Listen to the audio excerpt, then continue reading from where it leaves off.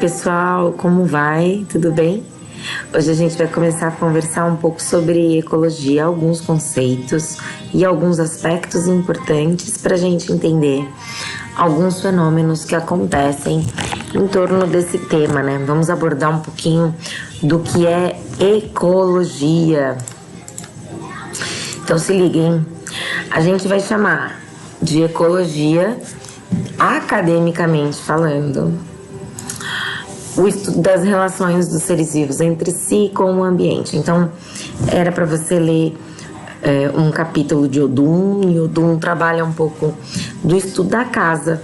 Então, a gente já leu um teórico maravilhoso sobre ecologia, e agora a gente precisa pensar que esse estudo da casa tem alguns elementos. Então, basicamente, o que a gente vai ver hoje são alguns desses elementos, tá? Então, qual é a importância, né, da ecologia? Aqui do lado tem um gráfico sobre a série histórica de queimadas no Brasil. Então, o INPE reúne dados e ele apresenta, então, quanto à quantidade mesmo, né? Aí a gente vê que teve alguns anos bem zoados, assim, tipo 2010, teve muita queimada. Mas, cara, 2020 tá caprichando também. O que tá acontecendo? Por que esses ambientes estão pegando fogo? Então, a ecologia olha para esses fenômenos e essas ocorrências, a ecologia olha para essas incidências nesses biomas, com essa representatividade aqui de gráficos, sim. A ecologia trata gráficos, a ecologia trata gráficos, não, a ecologia trata, reúne dados, apresenta esses dados, expõe ele de uma forma estatisticamente testada. Então, avalia-se esses números. Isso aqui é fazer ecologia, tá? Aqui do lado, a gente tem uma abordagem sobre plástico. E aqui embaixo, a gente tem várias indústrias do plástico financiando esse sobre plástico. E é isso que a gente vai começar a pensar hoje. Por que a gente aborda outros aspectos quando se fala de ecologia? Por que a gente ora fala de sanitarismo e ora a gente fala de vamos estudar uma teia trófica? Por que a gente tem que ter esses múltiplos olhares? Porque é isso que é ecologia, esses múltiplos olhares. Por isso que a gente leu Odum, para a gente entender os níveis da ecologia e como esses níveis interagem. Porque não tem como a gente estudar ecologia e não olhar para onde a gente habita. Então, olha aqui, a ecologia também estuda crescimento de população, o espaço que essas populações habitam, os recursos que elas oferecem a quem habita. Olha aqui, geograficamente é tão distante assim esses prédios desse lugar? Vale a mesma coisa? Se eu for comprar um imóvel aqui, eu vou ter o mesmo imóvel daqui? A gente considera o mesmo bairro porque tem construções diferentes, porque é ocupado de forma diferente. Quem ocupa? Como ocupa? Isso é ecologia? Isso é ecologia. A densidade de pessoas dentro de uma casa gerando desconforto, a altura do pé direito de uma casa, o conforto térmico, é ecologia? É ecologia. O indivíduo, aí vem a ecologia midiática. Vocês conhecem essa ecologia, já viram? A ecologia do lixo. Ela fala assim, cara, a gente tem que falar pro ser humano que esse cara aqui, porque olha só, veja que esse gráfico, né? Primeiro que ele tem que representar a humanidade inteira, como essa pessoa aqui, esse indivíduo branco, heteronormativo, né? Vestido de roupa de firma. Mas olha aqui o gráfico de quem gera lixo, né? Então, os resíduos. 38% dos resíduos gerados pela humanidade estão na mineração. 39% está na pecuária. 19 tá na agricultura. Aí, a gente, representada aqui por esse indivíduo heteronormativo, branco, de roupa de firma, nós geramos 3%. Aí a gente gera toda uma abordagem para falar de ecologia. Nesse caso, já sei quem eu vou desconstruir, esses 3% aqui. Eu vou instalar esses Teletubbies aqui de coleta seletiva. Aí essa pessoa aqui da firma vai ficar super feliz e vai comprar um monte de produto. Porque no final, ela recicla. Ai, que beleza. A sociedade capitalista não quer que você reduza seu consumo real. Ela não quer que você reduza seu consumo. Aí ela fica criando elementos de reutilização e ela viciou a nossa sociedade na reutilização. A gente acha que a ecologia é transformar o pneu em balanço. Isso é ecologicamente correto. Bacana, você está pondo em prática a reutilização, porque reciclagem é quando você entra aqui, tá vendo a análise de ciclo de vida? É quando você faz o produto de novo. Então, reciclagem de papel em papel, ok? Folha de sulfite em folha de sulfite. Reciclagem. Transformar a folha de sulfite usada em outra coisa, em papel machê com criança, é reutilização. Transformar pneu em sandália, reutilização. A gente está entrando na cadeia produtiva de um outro jeito. Então, a gente está alimentando um outro nicho de mercado. O que isso aí está reduzindo? Reduzindo de consumo. A nossa sociedade está pronta para esse R da redução do consumo. É fácil falar para as pessoas, vamos parar vamos parar de consumir. O que a gente consome? Cada país alicerçou os seus hábitos de consumo como? Aí a gente fica nessa falsa ilusão aí de que eu reciclo. Recicla o quê, meu bem? A coleta é bem seletiva. Tudo que é reciclável é reciclado. Já parou pra pensar isso? A gente gosta de reciclar alumínio, né? Parece que só tem alumínio no mundo, no planeta, na história. E o resto? A gente tá preparado? E outra, a gente recicla a latinha, a gente para de extrair a matéria-prima que faz a latinha. Olha aí a análise do ciclo de vida desse material. Como que é composto esse ciclo produtivo? O que essa indústria da reciclagem está lucrando por trás disso? Aqui eu trouxe um outro gráfico que é sobre quem consome água no Brasil. Aí tem aqui o consumo doméstico das cidades de 24%. É importante reeducar essas pessoas? Lógico que é. Peraí, não é porque eu não sou indústria que eu não tenho que reeducar meu hábito de consumo. Eu preciso reeducar meu hábito de consumo. É um bem finito? Ótimo. Os bens finitos, eles têm que ser bem administrados pelo poder público, por quem o usa, por quem faz uso desse produto. Isso é consumo consciente. Entender como que ele foi realmente produzido. Aí, se a gente fosse dividir a humanidade em uso da natureza, como que isso ficaria, esse cenário, né? Então a gente poderia dividir em 3, como a era do domínio, né? Quem tinha a natureza tinha o poder, a terra era símbolo de poder, alta contemplação e valorização ambiental, as obras, a arte era bem naturalista, o consumo era baixo, bem frugal. As pessoas com hábito de frugalidade quer dizer que não capitalizaram seus valores, né? Achei que tinha colocado o tópico de frugalidade, parei para olhar para lá para cá, não achei. Então, a frugalidade é quando a gente ainda não capitalizou nossos valores, quando a gente ainda acha que é aquela questão de algum valor maior, né? De, sei lá, às vezes culpava a honra, às vezes culpava a palavra, eu dei minha palavra, né? Então, existia essa coisa que valia mais do que dinheiro, teoricamente. E aí, veio a era industrial, onde foi esse período histórico aí que a natureza começou a virar produto. E foi a venda. Então a humanidade foi lá e falou: ah, legal, vou vender palmito. Aonde tem palmito, eu vou cortar o palmito e vou vender o palmito. Então isso quer dizer que ela virou um produto. A contemplação abaixou, virou coisa de doidão. Ninguém tem tempo de ficar contemplando a natureza, porque tempo é dinheiro. A alta exploração e destruição ambiental, poder do capital, aumento do consumo. Aí que se criou vários hábitos de consumo.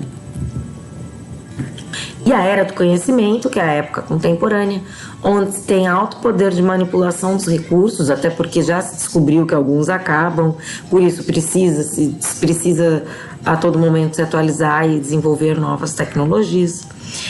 Às vezes movidos por escassez de recurso, os indivíduos têm baixíssimo poder contemplativo, valorização ambiental, não sabem o que é local, não sabem o que é exótico, não conhecem e percebem os seus ambientes.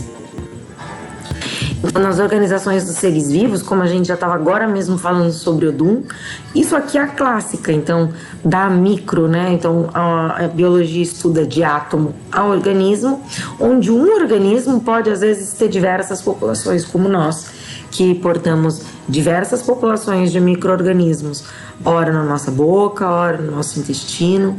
Essas bactérias que nos colonizam não necessariamente são benéficas, a do nosso intestino a que mora na nossa boca nem tanto, né?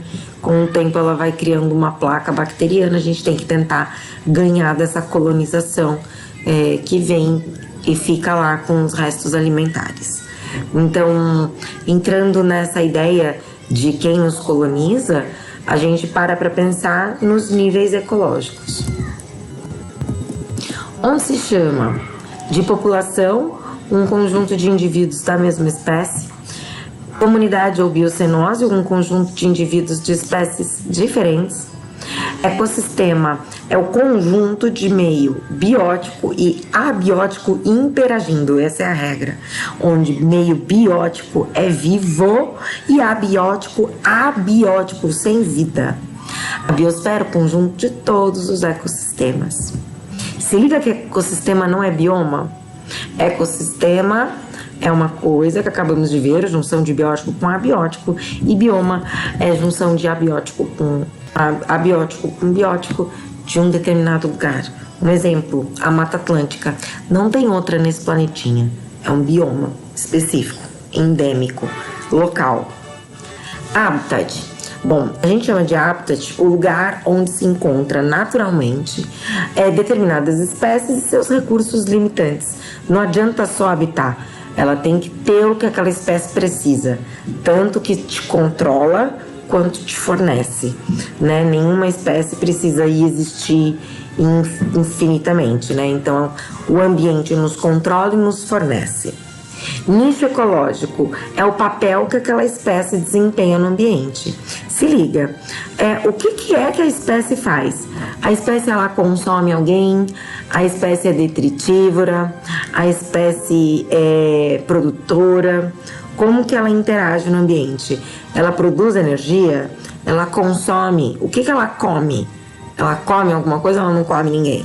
Porque o produtor faz a energia dentro do ambiente, não come ninguém. Já os consumidores se alimentam de outro indivíduo, comem alguém. Nicho ecológico. Então já falamos que a abiótico não tem vida, um exemplo é a água. A água, ela não é viva, a água tem vida, né, minha gente? Então a água é abiótico, seres aquáticos, biótico. Ecossistema aquático, junção deles. Autótrofos fazem seu próprio alimento através de fotossíntese ou quimiossíntese, reações químicas, ou a síntese da luz. Heterótrofos são os consumidores, os decompositores e os detritívoros, seres que comem alguém. Detritívoro comem restos, detritos. Decompositores comem a sobra do detritívoro. Vou dar um exemplo bem comum que eu dou para os meus alunos. Era uma vez um leão na savana. O leão comeu um animal. Esse animal sobrou uma carcaça. A carcaça é alimento para os carniceiros. carniceiro é detritívoro. Ainda tem um pedaço de carne perto do osso. Se isso fosse ser decomposto pelo solo, demora muito. O carniceiro vai lá e come esse resto dessa carne que tem ali junto do ossinho. O que fica para os detritívoros? Tendão, a parte que a gente não vê. O micro. Do micro pro micro, o macro pro macro, tá? Hábito de detrição, então é um hábito de comer esses restos. Pode ser resto de pele, um animal que morreu. E os decompositores transformam a matéria de volta pro ambiente. É a verdadeira reciclagem, não a da latinha. É quando o indivíduo pode virar outro indivíduo dentro da natureza. Cadeia trófica. Bom, a cadeia trófica é a sequência de indivíduos dentro de um ambiente. É linear, bonitinha. O produtor, o que come o produtor, o que come o produtor, o que come todo mundo. A verdadeira reciclagem, então, tá aqui, representada pelo ciclo do carbono através da decomposição e da senescência das folhas. Então, essas folhas a gente chama de senescentes, que caem. Essa senescência é decomposta através do fenômeno da serrapilheira, que alimenta novamente a árvore. Isso é reciclagem. Não a da latinha, que é produção. Agora a gente vai falar de bioacumulação e biomagnificação, só para entender que bioacumulação é a capacidade que o indivíduo tem de guardar um nutriente ou uma substância. Essa capacidade é regida por um item muito interessante na ecologia que a gente chama de capacidade de suporte ou capacidade limite, representada por 1K, que é o tanto que você consegue absorver. Então, há um momento a gente falou do quanto de proteína você consegue ingerir numa refeição. Essa é a sua capacidade de suporte para a ingestão de proteínas. Biomagnificação é a passagem dessa proteína de um indivíduo para outro, de um nível trófico para o outro. Como que chegou essa proteína em você? Então, era uma vez nitrogênio disponível no ambiente. Esse nitrogênio foi consumido por um animal herbívoro. Esse animal herbívoro está sendo consumido por você através da carne. Ciclo da biomagnificação. No caso aqui, o nitrogênio que veio aí da proteína. A mesma coisa acontece quanto aos níveis de contaminantes, mas isso a gente vai falar em outro momento para fazer exercício separadinho. Esse fenômeno de biomagnificação também é chamado de amplificação biológica, por algumas referências, principalmente de vestibular, e são muito estudados, principalmente por conta do incidente de Minamata. Então, era uma vez no Japão, uma baía, a Baía de Minamata, e do outro lado dessa baía, uma indústria fazia despejo de mercúrio inorgânico, Hg+. Esse mercúrio inorgânico, quando depositado no ambiente, interagia através das bactérias. Então, as bactérias, no processo de decomposição, acumularam esse mercúrio disponível aqui no ambiente, transformando um complexo muito tóxico que chama metilmercúrio.